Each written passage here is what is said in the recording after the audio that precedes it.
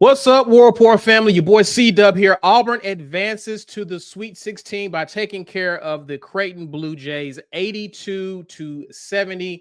We're going to give you guys some time to get in here to talk about it. This is about you guys tonight. And while you're here, please do us a favor and share this video, guys. Smash that like button. Please subscribe if you're new to the channel. Get on in here. We're definitely going to talk about this win. Many people were concerned about Auburn. Even Auburn fans were concerned about Auburn going into this game after what seems to be at times Auburn losing focus in the first round against Alabama State. Auburn goes into this game and takes care of Creighton. A pretty tight game throughout the first half. Even at the half, Creighton was leading Auburn. They showed the stat where Auburn is 3-4. And when trailing at the half, but Auburn takes care of business, outscores Creighton by the score of 47-33 in the second half. They mentioned the period where Auburn went on a 20-4 run where Creighton went scoreless for several minutes, and Auburn was able to take control of the game. Leading scorers of this game, Tahat Pettiford was the leading scorer, 23 points, going 7 of 14, 2 for 3 from three-point, from three-land. He was 7 of 8 at the line, had 6 rebounds, 3 assists, 2 turnovers. He was clearly the leading scorer. He was the guy who pretty much took control of this game. A big game for the freshman. He was a guy who many people were concerned about going into the tournament. He was kind of struggling offensively at times, but he was back in rare form today, and Auburn needed his contributions there. We'll talk about player of the games. I'm pretty sure a lot of people will nominate him as player of the game. Definitely we want to hear from you guys as far as that goes. The next leading scorer was Chad Baker-Mazara. This was a good bounce back game for Chad Baker. He did not have a good game in round one, but finished this game 17 points, 7 of 12 from the field, 2 of 4 from the three-point line, 3 from 4 from the free throw line, and had 2 boards on the game. But it was good to see Chad out there. Again, the concern with him is health.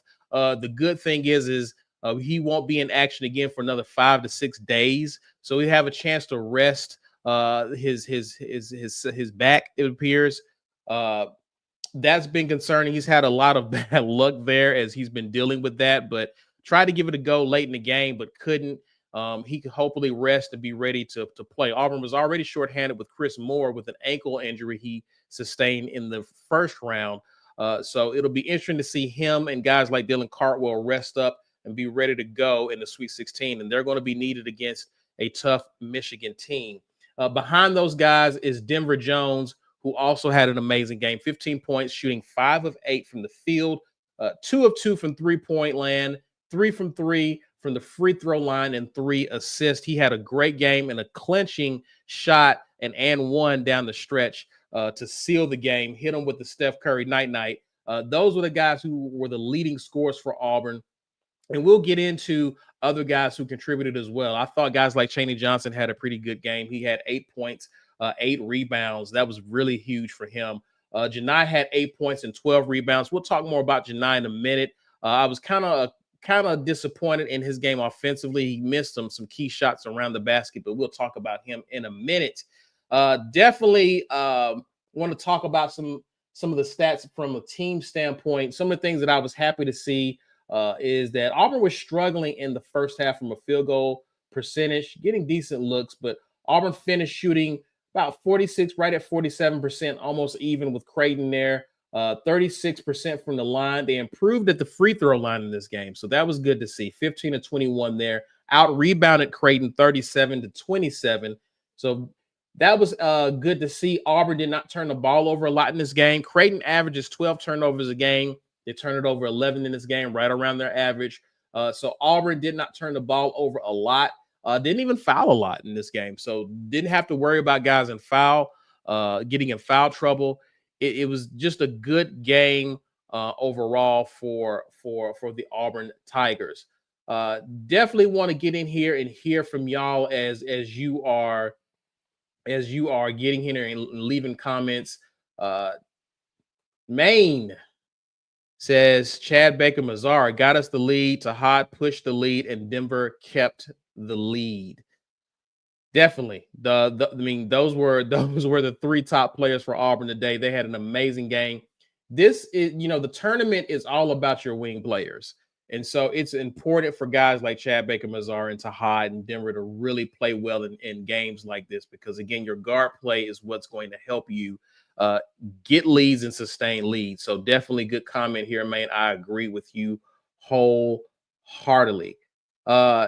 King Richard says now they have to play against Donaldson. Now this is going to be a big story leading up to this game, this upcoming weekend, with going against Trey Donaldson, who's now at Michigan, who beat Texas A&M. I was kind of disappointed. I kind of wanted to see Texas A&M win because I wanted Auburn to get some revenge on them. But nevertheless, Auburn plays Michigan in that game, and so that'll be a big storyline leading up to that matchup. Let's see here. Brenda Bunnell says, congratulations, players and coaches. Definitely congrats to them.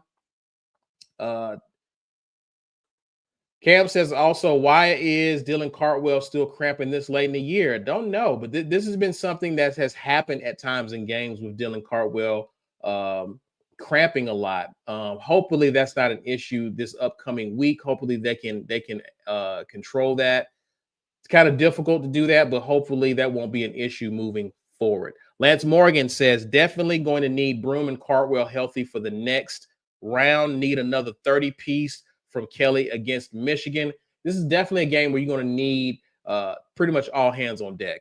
Your bigs are going to have to play well. Michigan has some bigs that are really going to make it difficult for Dylan Cartwell, Chaney Johnson, Janai Broome to really work inside. So everyone's going to have to show up in that game. That's going to be a huge game and a huge test for Auburn. Cam says, I know guard's going to get the love, but if we get that Dylan Cartwell the rest of the tourney, we good. Great game for Dylan Cartwell. I was happy to see Dylan play like that. And Dylan has been getting some opportunities actually to score. I mean, he was great from a rebounding standpoint. Didn't get a lot of rebounds, but he had some huge offensive rebounds in this game. He had a great putback. I think it was Chad Baker Mazar who was driving on a fast break, missed that, and Dylan Cartwell followed up with a dunk. And this was during the time where Auburn was beginning to extend its lead against Creighton. So Dylan Cartwell playing like that with high energy. He was really great on defense, switching on guys, guarding their wings, making it difficult for them. He just had an amazing game. Didn't get into foul trouble. Yes, if we get that version of Dylan Cartwell who can stay in games and be able to affect shots, not only in the paint, but in the perimeter, we are definitely in good shape. Randy Witherspoon says, great to have a good bench. Listen, man, I agree. Your bench is, for the most part, because of injuries, Auburn didn't play a lot of guys on the bench. Your bench was, for the most part, Chaney Johnson and Tahad Pettiford. Auburn didn't really play a lot of guys in this game. Ja'Kai Howard got out there because of the injury to Chad Baker Mazara. That was your third guy coming off the bench. So it was very important for Chaney Johnson and Tahad Pettiford to have good games, and they did. 31 points total off the bench for them compared to 10 points off the bench for Creighton. That's your game right there. And in games where the bench did not play well, Chaney Johnson, Tahad Pettiford, those games Auburn tends to struggle. I think the last game Auburn lost was against a Tennessee squad where we were outscored from the bench standpoint. So our bench has to show up from here on out. Let's see here. Let's get some more comments. Heavy with the super chat says, thank goodness Michigan won today. Heavy did not want to see Texas A&M. I wanted some get back, Heavy, but it is what it is. You got your wish. Auburn will face off against Michigan in the Sweet 16. Let's see here. James Barnett, good to have you here. James says Dylan is leaving it out on the floor. That's why he's cramping. He's exerting a lot of energy. Just my opinion. Again, he had a great game. Great game. Happy for Dylan. He's got his work cut out for him. All right, I think we are joined here by Dustin of the Up Tempo Pod. Dustin, let me know when you are ready, good sir. He gives me the thumbs up. Dustin. See, what's up, baby? Seeing you after a win. That's why I'm in here, brother. I saw you yesterday. I got to go talk to my guy. Gotta go talk to my guy after the best win of the season, bro. Yeah. Yeah. Man, guard play wins in March. Guard play wins in March. What a big bucket by Denver Jones. That'll go Uh, down in Auburn history.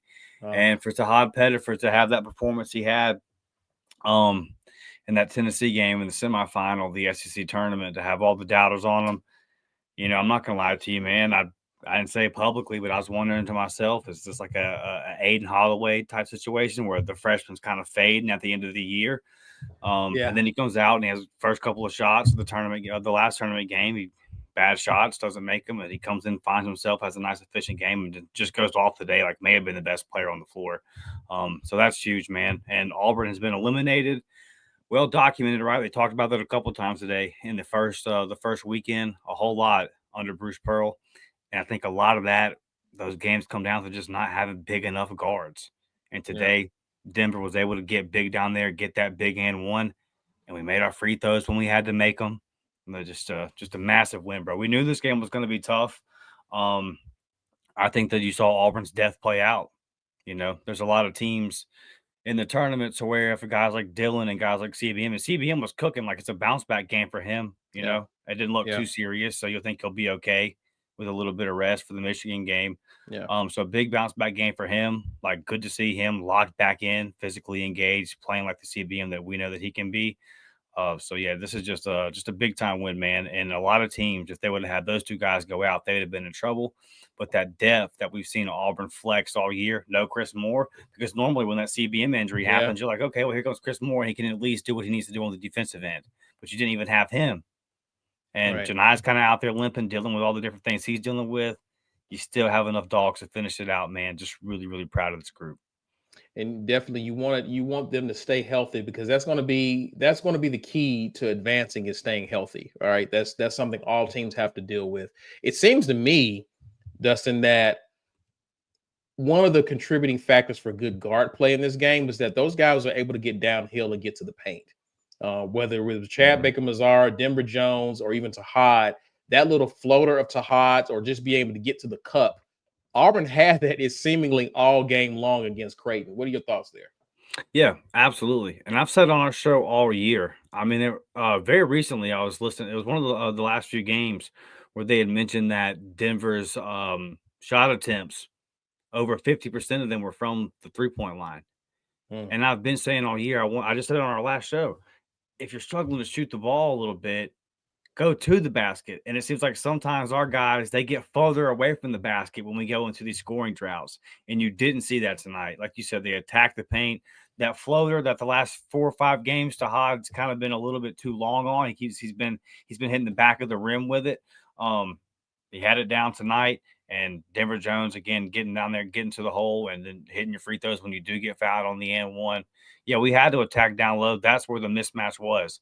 And you saw in the second half on defensively, Bruce say, okay, this is what we need to do to shut down the 3-point line.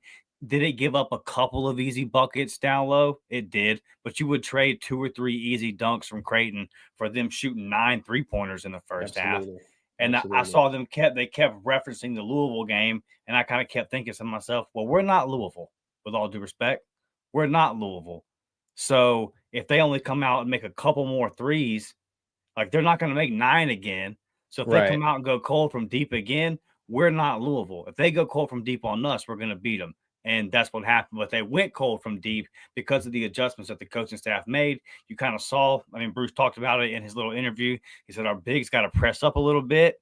And then, like, I'm sorry, but our bigs are better than Louisville. So if you do get past that initial line that we have built at the 3-point line, I trust our bigs, and whether it be Chaney, Janai, and before Dylan, for him before he got hurt, to be athletic enough to get back and cover up the paint anyway. And like I said, Which Dylan did.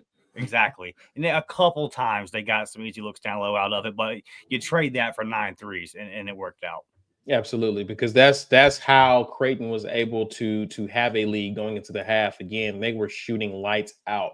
What's the kid's name for McAndrew? Jackson McAndrew. He was smoking like in the first half. He hit 4 threes, huge for them. But again, Auburn began to tighten up in the perimeter defense, and Creighton struggled from 3-point land in the second half. They wasn't the same. They only hit four, I think 4-3. They only hit 3 threes in the second half. Yeah. So that's the adjustment that they made. I mean, if that's how they're beating Auburn, you take that away and make them shoot difficult twos, and that's what started to happen. They was having to really shoot tough shots, and that's the Auburn defense that's becomes very suffocating, especially in second half of games. So again, it was good to see Auburn play that well. Let's talk real quick. I don't have access to the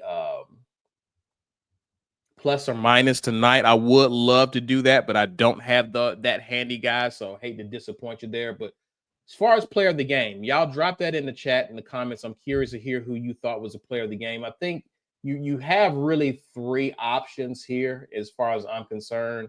Dustin, you have Chad Baker-Mazar, 17 points, amazing game. Obviously, he probably would have scored more if he had stayed healthy. But then you have Denver Jones, 15 points, Tahad Pettiford with 23. 23 points, 6 rebounds, 3 assists. Yeah. It's Tahad for me because of the 6 rebounds. Yeah. Because, and Bruce has talked about this in the last couple of weeks in his different press conferences about Tahad needs to learn how to use his quickness and his speed to get some rebounds. Does he have the size? No. See, this may have been Tahad's best defensive game, especially the second half. Yeah. I mean, you had him in Denver out there. There's been times this year where Tahad hasn't been able to, where we've done a lot of subbing to get Tahad off of the defensive end in close, tight games. But Bruce trusted him to end it tonight because he was doing great. So all those things combined, and then with the 3 assists and obviously leading the team in scoring with 23 points. And when he got some of those buckets, anytime that Creighton was making a little bit of a run there in the second half, he came in with that floater like you talked about. So for me, it's Tahad, man. It's Tahad. He's been great so far in this tournament. And you think back to the last time Auburn made a deep run, and you had guys like Bryce Brown and Jared Harper. You had guards that could get to their spot. And we just know that it plays in March, bro. We know that it plays in March. And we saw in the first game it was Miles Kelly. Well, tonight Miles Kelly only has 5 points. But that's because CBM's chipping in and doing his thing. That's because Tahad's giving you 23. So Def wins out, man. Def wins out. We got guys on the perimeter that can get the job done. And in the tournament, you have to have it. Was this perhaps Tahad Pettiford's best game? Yeah, because of the stage. Like this game will be remembered. Yeah, because of the stage, absolutely. Because I think this may have been his best. This may have been the most complete game I think he's played. I mean, he's had some good games.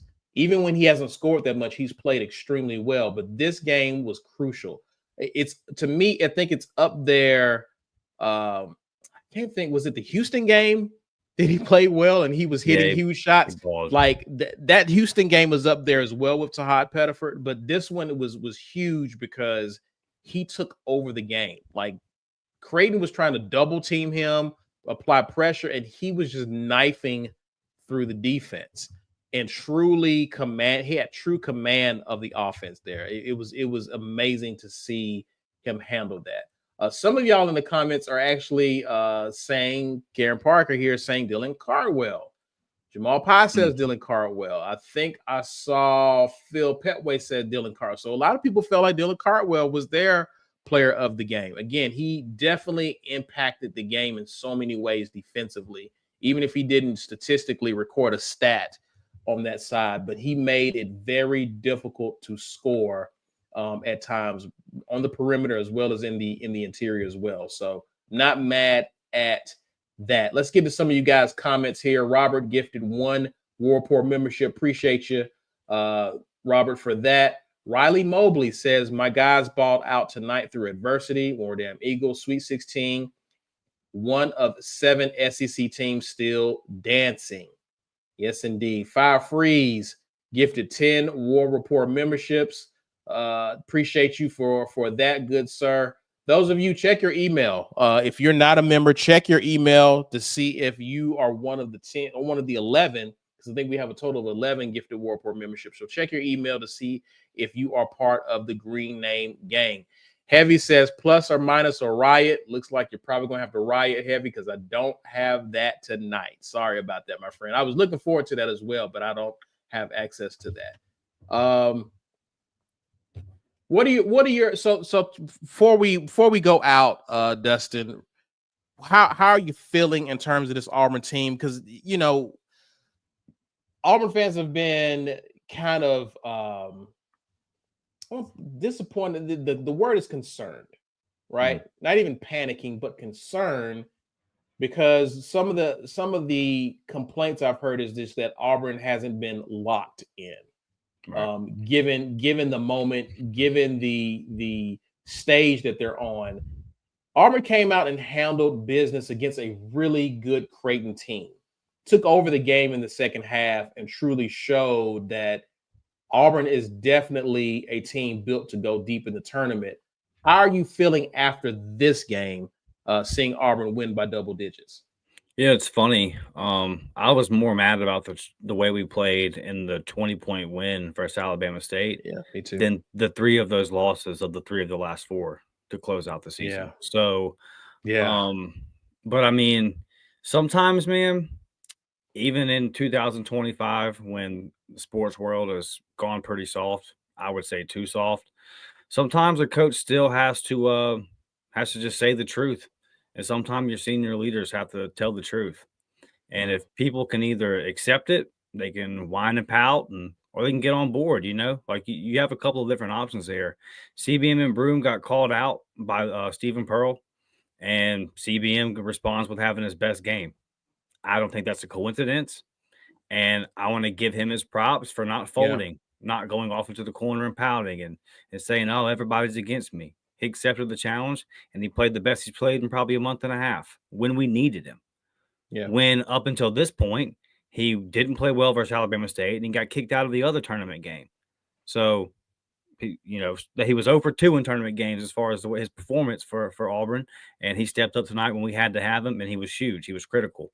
And then as far as Dylan Caldwell kind of calling out the whole team and their energy and their lack of focus at times, I thought they were great with all those things tonight. So I think what happened was you had a coach that was willing to speak the truth publicly. I think that was calculated. And Dylan Caldwell, who said, "Listen, man, I don't want to be 50 years old and look back and say, how did I win all those games and never get out of the first weekend of the tournament?" And I think you saw, but with the way those guys play tonight, that message resonated loud and clear. Yeah. So it excites me a lot because I think we all had a right to be worried about this game. I mean, when you get past the first round, there's 32 teams left. So the 32 pretty good teams, and Creighton's a solid team. And when they come out hitting 9 threes in the first half, you're like, oh boy, is like if they even remotely repeat this in the second half, we could be in trouble. And Auburn, man, they locked in. I mean, we were down 37-35 going into halftime. And with all the noise going on about how we played in the first game versus Alabama State and losing 3 of the last 4, like they could have went south. But that's why you have all these veterans on this team. Yeah. That's why you go out and get a team like this. And they locked in and they played Auburn basketball. Super proud of their effort in every way. Defensively, on the glass, on the offensive end, executing clutch baskets when they had to. The mental toughness, and just like they played smart basketball for the most part.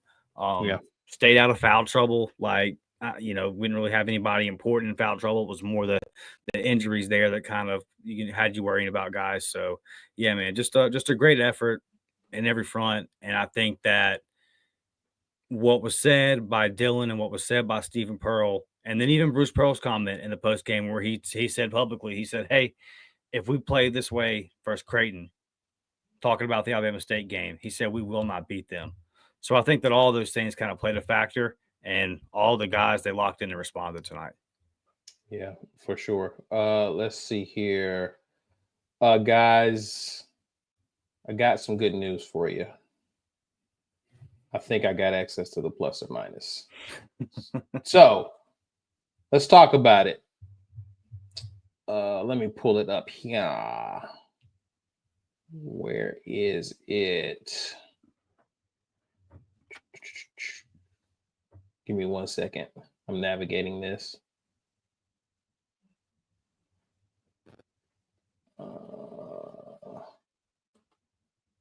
Where is it? Fire Freeze here while I'm looking for it. He says it might just be perception, but Broome still doesn't seem 100% with his ankle. What are your thoughts about Broome? I mean, we've seen him at times hobbling and playing through injury, and sometimes he makes you forget that he's not 100%. But what are your thoughts about his health at this point? And obviously, you had 3 guys that you were worried about from a health standpoint in this game. But your thoughts about Janai Broome? I think his shoulder's banged up a little bit. I think his ankle's banged up a little bit, and there might even be something going on with his leg. That's the speculation. But from what I can see, the shoulder's still kind of bothering him. You see him missing some of these short jumpers. Um, he was never great at free throws, but like obviously it's been a struggle the last month or so. So yeah, I think he's going through a couple things, and I think that he's playing through them. And that's what happens when you're the national player of the year and you're a big. You're the starting center on the number 1 team in the country for the majority of the year. You're the front runner to be the national player of the year. I've said this a lot this season, man. I wonder if the refs are kind of giving the defenders that are defending Janai the benefit of the doubt sometimes. Mm. If they're kind of in a way that, like, and I'm not comparing Janai Broome to Shaquille O'Neal, but in kind of that way where, like, they let guys just kind of bang up Shaq a little bit in the NBA because there's a difference there. And I wonder if some of that's kind of going on throughout the season. So I just think that Janai's, he's banged up. I think there's a couple of different things going on there, but I thought his effort was great tonight. And it was Sure. just the way the game played out. Yeah, he didn't shoot the ball well, but you had other guys kind of doing their thing. Like, you still had plenty of guys getting points in the paint, and Chaney coming out early and establishing himself, and that makes you feel great because again, that was a guy that was struggling coming into the tournament, and now Yeah. he's put back-to-back performances together in the tournament that you should feel really good about. So, I think that Janai has showed us enough throughout the year that there's going to be a game, there's going to be a time when we need him, Mm. and I'm willing to believe in him. There will be that time when he's going to have that big 20 and 15 game in this tournament, and I think he'll do it. And there's going to be a time when we have to go and go to him to get the bucket, and I think he'll be able to get it. So Yeah. All right. Plus or minus time. The only person with a negative is actually Chaney Johnson with interesting. -3. Everyone else is is positive. Ja'Kai Howard had 3 behind or next. Now this will surprise you. Next person is to Hot Pettiford with 4. Tied with him, +4 is also Janai Broome. So who do you think had the highest plus? If you had to guess, that leaves us with Denver Jones, Chad Baker-Mazara, Miles Kelly. Denver Jones, Chad Baker-Mazara, Miles Kelly, Dylan Cardwell. Did you say Chad already? I said Chad. Those Okay, are the Dylan. ones left. Really and Dylan. truly, let me go ahead and remove one. It's not Chad Baker-Mazara. Yeah, so He actually Dylan. he was actually a +3 in this game. Okay. Yeah, gotta be big Dylan Carwell, right? It's Dylan Cardwell with a +24. That's insane. +24. Miles Kelly was a +14. Denver Jones was a +11. And I think those were the guys in like double. So yeah, Dylan Cardwell was your plus. He was your +24. Yeah, and So Miles didn't do a lot offensively tonight, but I think that especially in the second half, he did a good job defending the perimeter. yes, yes, yes. He struggled, and Dustin, that was my concern with Miles. I actually was talking to Mike G. Ike said it when he did a preview of this game. When Miles Kelly goes off in a game, I'm concerned about him in the following game because he's as a shooter, he is seriously streaky. When he's on, he's on. Right. But boy, when he cools off, you hopefully you're not in a situation where you need him to go off. If I could have swapped games of him going off, I would have loved for him to have done that tonight instead of Alabama State. But it is what it is. But no, that was something that I was going to keep an eye on if he was going to come back down to earth, and he did. But he was a plus 14. But again, a great performance overall, for sure. Rodney Williamson says, Dustin, where have you been? Says Yeah, I Broome, mean, Alabama. we're still doing 3 episodes a week over the up tempo, Rodney. We just ain't seen you, baby. We're still right there. Same time. We're gonna be live tomorrow at 9 a.m. So come hang out with us. Dustin says, we're right where we been, man. We need to see Ain't gone you. anywhere. Yep. Tell the people what they can expect tomorrow and how to get access to the Up Tempo Pod, man. We're gonna party, dude. We're gonna party. We're in the Sweet 16. We're out of the first round. Haters be damned. Super proud of this basketball team. Hey, look, baseball team, by the way, 2 big comeback wins over Kentucky. So they've won back-to-back SEC series, but obviously tomorrow we're gonna mainly focus on the basketball. But just gonna be really hype on Auburn sports, dude. Spring football right around the corner. Yeah. Got a lot of content on the way there. So yeah, we're fired up, man. This was a big time win. And we're definitely going to boog, barn hard, whatever terminology you want to use, buddy. It's gonna be fun. 9 a.m. time tomorrow. Up Tempo Podcast. All the above. Appreciate you being here with us, and we appreciate you joining us, guys. Before you get out of here, please be sure to share this video, smash that like button, and subscribe to the channel. You can find us on social media. That is Twitter, Instagram at The War Report. You can also find us on TikTok at TW Report. We're signing off. Enjoy the rest of this weekend. Enjoy the win. You can watch the rest of this tournament stress-free. We'll be back tomorrow. Up Tempo Pod, the weekend tailgate. We'll recap and talk more about this dub. Until then, enjoy your evening. War Eagle. War Eagle.